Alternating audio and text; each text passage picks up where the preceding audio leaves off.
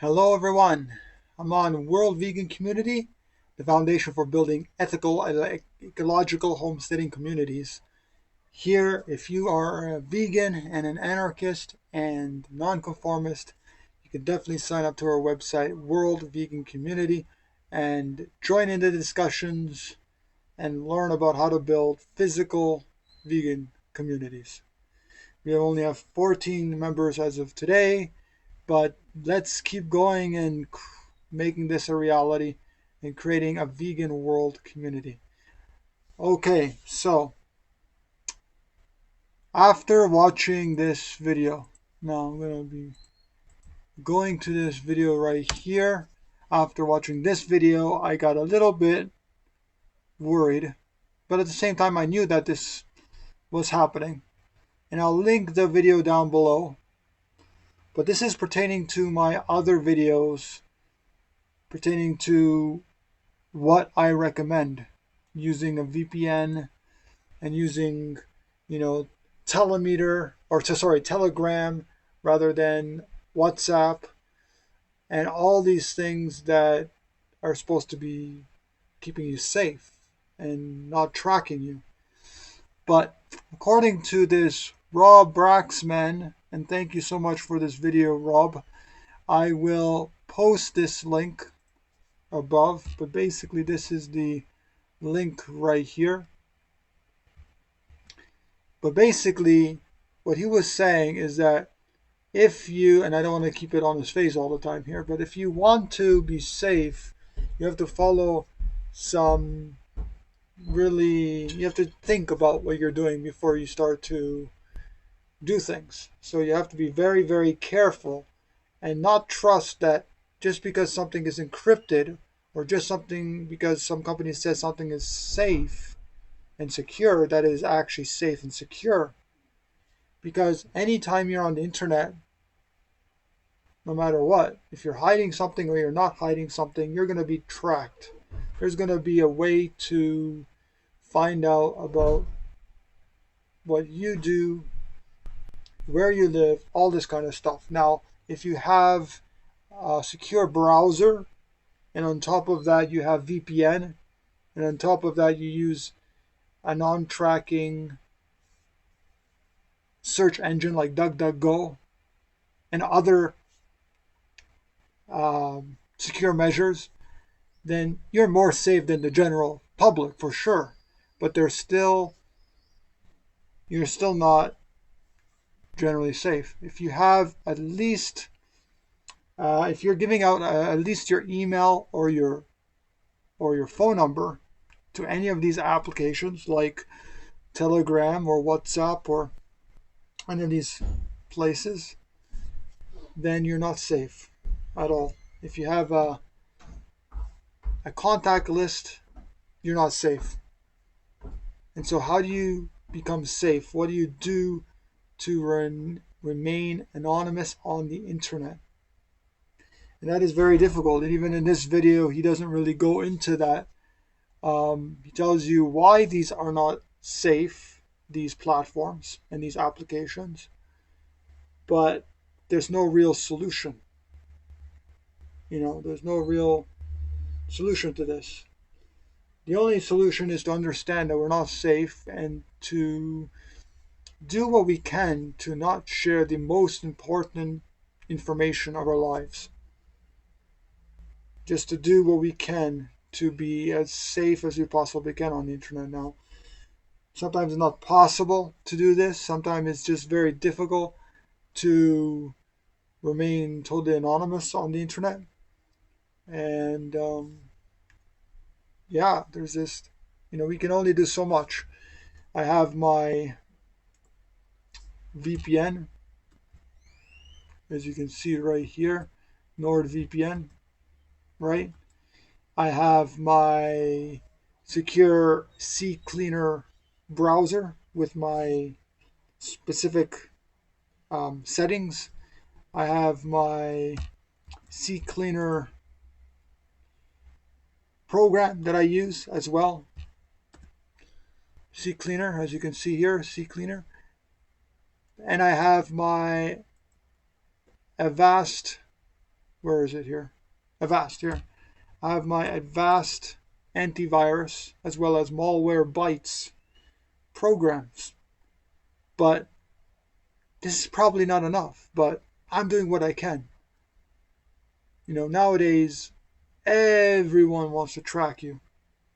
Everyone wants your information, and they'll get whatever information they can from you. And that's just the same with medical industry and the pharmaceutical industry. Same thing with governments in general and the mega corporations. They want all your information. They want your emails. They want everything from you. And it's difficult to really get away from everything unless you're not online at all, or you are surfing on a computer that's not yours. If you're surfing on a computer that's absolutely not yours, you're at a public library or somewhere where it's, you just leave from that place afterwards and that computer is not yours, then maybe you are somewhat secure. But even that, I question. And that's the whole thing about everything in the world today, is that a lot of things in the world today are getting less private. And a lot of things in the world, we need to start questioning everything. That's what I always tell people, start questioning everything. And to do the best that we can to stay as secure as we possibly can. So that's why I recommend things like a VPN browser like NordVPN. That's why I recommend things like an antivirus system like Avast. Now, 1 year from now, or however amount of time from now, from this video that I post this video onto the internet, maybe there's going to be better services than Avast. Maybe there's going to be better services than NordVPN. Maybe there is a better alternative, a better way to be safe on the internet. And we can only do so much today. And that is unfortunately what happens when we get something, when we are doing something. We always get both the positives and we also get the negatives. Anything that we do. And there will always be things that are contradicting to or are negative to what we plan to do. So for example, if we plan to learn and research and to investigate there's certain issues, maybe let's say we investigate the herding culture, investigate animal agriculture, and see what is that all about. While we are doing that, we're also somewhat unsafe. We are unsafe on the internet. So there's two sides to everything. There's two sides to the coin, just like there's two sides to everything: positive and negative, male, female, black, white, yellow, green, whatever you want to call it. And so just to do our best, to start questioning everything, to start doing what we feel is right within our reach. Now, I'm not fond of governments and police. As many people know, I'm an anarchist. And anarchism doesn't mean I'm right away going to blow up government buildings. That's not what I'm here to do. I'm here to ultimately not fight against the system, even though in some way it seems like I am fighting against the system. I'm actually trying to create an alternative system. And all it is, it's not really even an alternative system. It's a natural system that we were born with. We are born with love. We're born with compassion. We're born with kindness for all beings on this earth. But in time, from programming through our culture, parents, teachers, all facets of life, we are told something different. We're not told to share our feelings. We're told to, stay in fear and to not question things. and just to, you know, be a robot and zombie ultimately. And so the whole idea is to reawaken, for me anyways, is to reawaken myself, the emotions within myself, the love, the compassion, the kindness, the empathy, all that, to reawaken that within myself, to understand more of who I am. So to meditate on that understanding of who am I, and to teach people these ideas. We don't live in a perfect world, and we ultimately are, yeah, we have to get back to our natural compassion, natural way of living, our natural innate nature.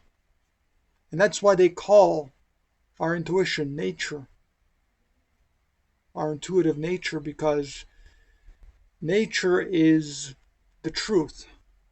And I'm not talking just about the nature that's out there, the greenery, the forests, the environment. Yes, that is nature. But we have nature within us. We have that knowledge within us. So nature is ultimately the truth. If once we go out into nature, and I'm not talking about watching these so-called documentaries that are somewhat faked or fabricated, but I'm talking about actually going out to nature for not just 1 hour, but day upon day upon day upon day upon day and week and month and year upon year and year, and to understand what are we witnessing out in nature. What are we witnessing out in nature? We're witnessing, and I've been in nature for years. Every day I spend some time in nature. Not, I shouldn't say every single day, but I spend a lot of time in nature. And I see different animals, and I see trees and the plants. I see all these systems working in harmony with each other. I don't see so much competition. I don't see so much violence. I don't see so much killing. Maybe, maybe there's things like that happening, but I hardly ever see them. I hardly ever see them. And it's maybe people can say that, well, it's because nowadays you don't really see much. You're not in that pack of lions, pride of lions. You're not where the animals are being killed and all that kind of stuff. And it's like you're not at that. Sometimes it takes weeks or even months to discover the cruelty, the dog eat dog world out there. But I've been in nature for a lot of times. I've been there for long periods of times, weeks at a time. I've been right in nature without any form of communication. Of course, from time to time, I would go and use a shower, or I would go use internet from time to time. So there was no like lengthy period of time that I was out of electricity or internet or things like that. But what I can definitely say is I spend a lot of time throughout my years, a lot of time in nature, and not once or very rarely did I see any disharmony in nature, unlike in within humanity. So all I'm saying here, basically, and going back to this original idea of these, our anonymy, or however you pronounce it. The word anonymy, we don't know if we're really anonymous on the internet, but it's not about. I don't think it's really about being completely 100% anonymous on the internet. It's really about questioning everything, really questioning everything, and trying to do our best to walk away from a system that doesn't work any longer, that does not work any longer, that's not here for our best interest. Now, in general, society And I'm talking about society that has this hierarchical governmental system with police and where we are told what to eat generally and all this kind of stuff. All, has all the everything in place, all the institutions, all the mega corporations, all the elite people in place, and all this kind of stuff. So I'm talking about a system like that, like a capitalist system or communist system, both one and the same. I'm talking about that kind of system.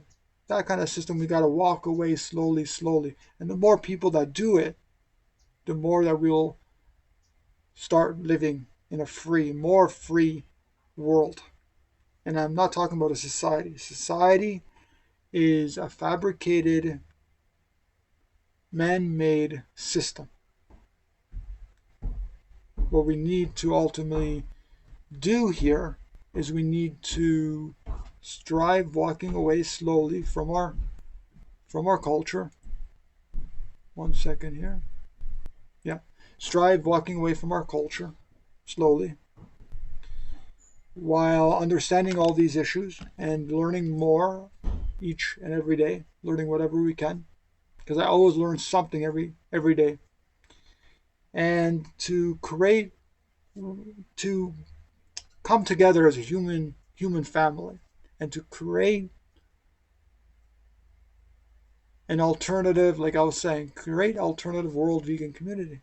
That's all it is. And it's not even alternative. I don't even like that term. It's the natural way of being. That's all it is. It's a natural way of being. The natural way that we came into the world. We came into the world at one point in tribes. Or that's what the history says, that we were indigenous tribes and we ultimately were living out in nature. We lived in harmony with nature. There was not many wars before the herding culture of 10,000 years. And then all of a sudden the herding culture came along where we saw non-human animals as property, as food, as things to be used. Then we started to see societies being built, and then we started to see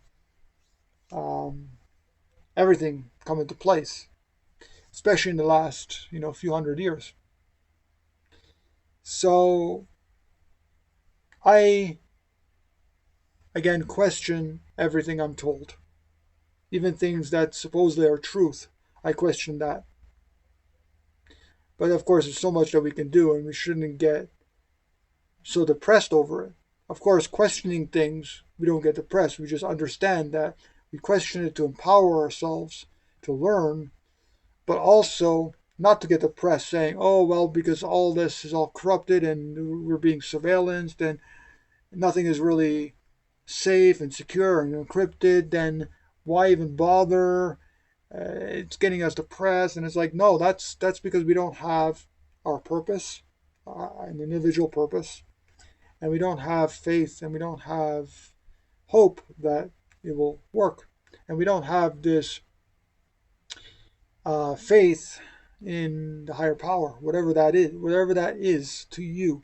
If it's a universal energy force, if it's God, if it's a higher consciousness, whatever it is, that energy within everything and everyone, that we need to keep faith. We need to keep faith that it's guiding us on a right path, and we're on the right path. And no matter what happens, we're gonna, there's always going to be hurdles. There's always going to be obstacles that we're going to be faced with.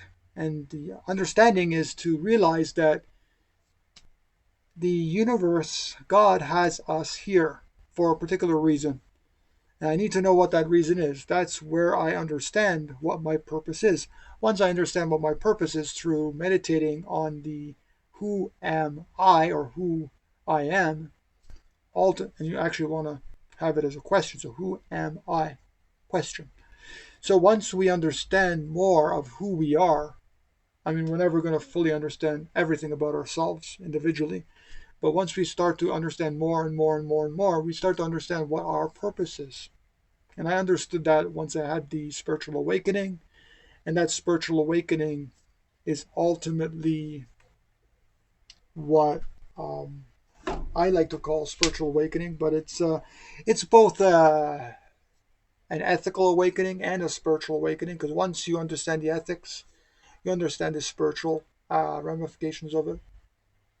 So once I understood that non-human animals, that we should not be using or killing them for any reason, if we support that, or if we use or kill them in any way, if we steal from them, if we kill them, or if we get someone else to do it for us, like a farmer or a slaughterhouse worker, by paying a supermarket, for example, then we're paying to steal from animals. We're paying to kill them.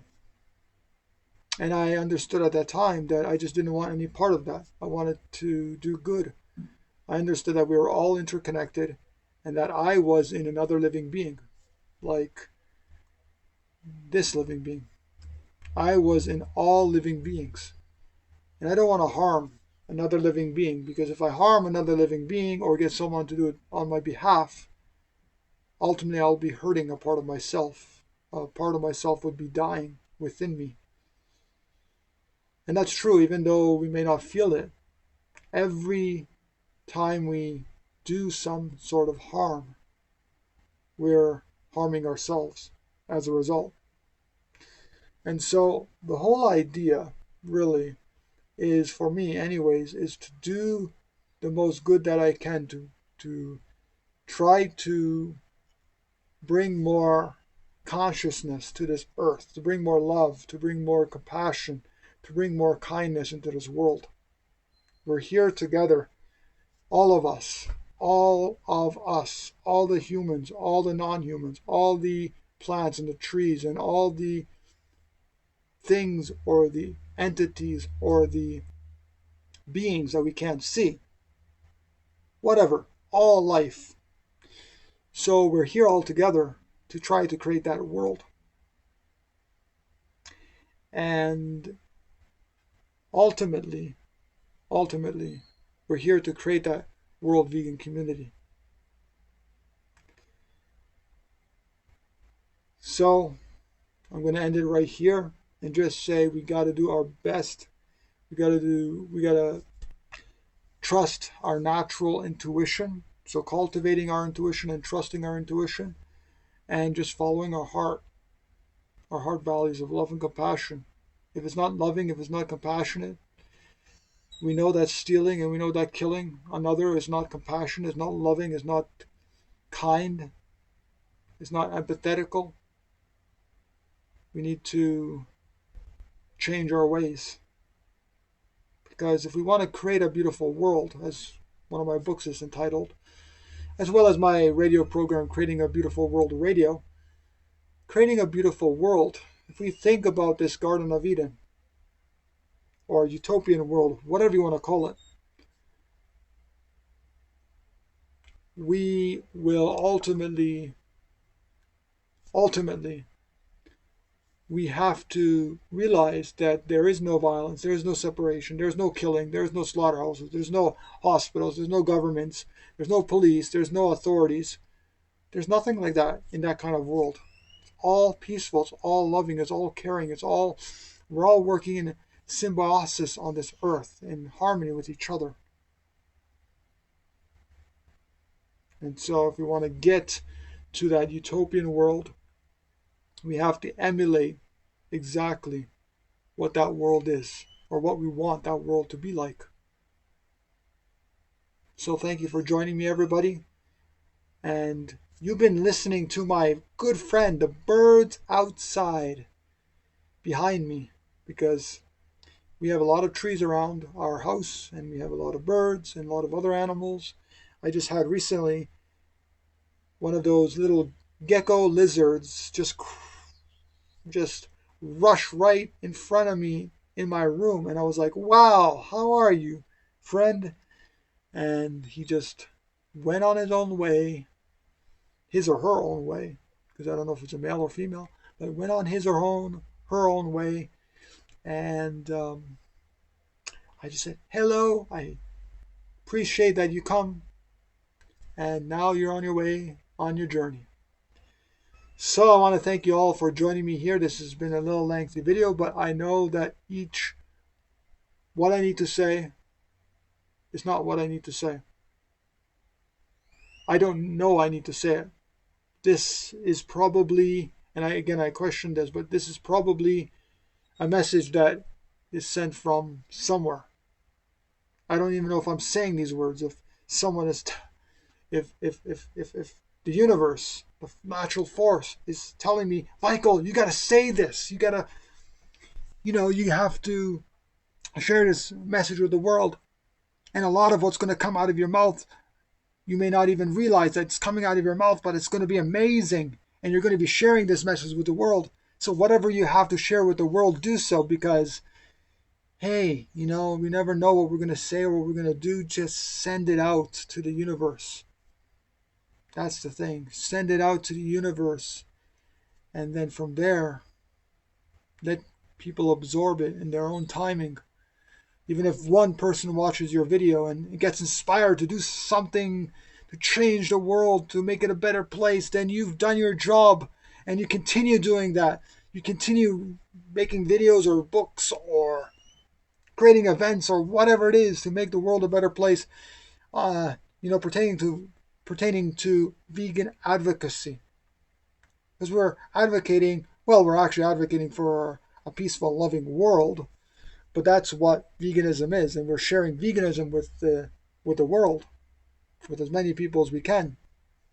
So, thank you for joining me. Please share this video if you really liked it, and don't forget to subscribe to the YouTube channel. And to get my books to learn more about this. And don't forget, my new book is coming out. I don't know when, but it's coming out very shortly. It's called Awakening the Good in Humanity, Ending Violence Forever. It's going to be so great. I can't wait for this. Please, if you want to read it, I will send you the book. Please, I want you to read it. I want you to absorb the ideas, to understand these ideas from a neutral and loving perspective, and then to share the book with the world, with as many people as you can, in any way you know possible. If it's translating the book to different languages, if it's helping to sell the book to many people, whatever it is, we need to get this message out to the world. So, especially all my books, but specifically this one in particular, Awakening the Good in Humanity, Ending Violence Forever. This one is a book that really just talks about the general ideas of a lot of ideas in my other books. And so it's a very short book. It's a very, very, very short book, about 50 pages, about 7,000 words, less than 7,000 words. And really, it's a really easy and go-to book. It's really quick, it's really fast, and it really just goes to the point of what I'm trying to get at here. So, without making this video any much longer, I will leave you with this. Thank you very much for joining me. Until next time, bye everyone.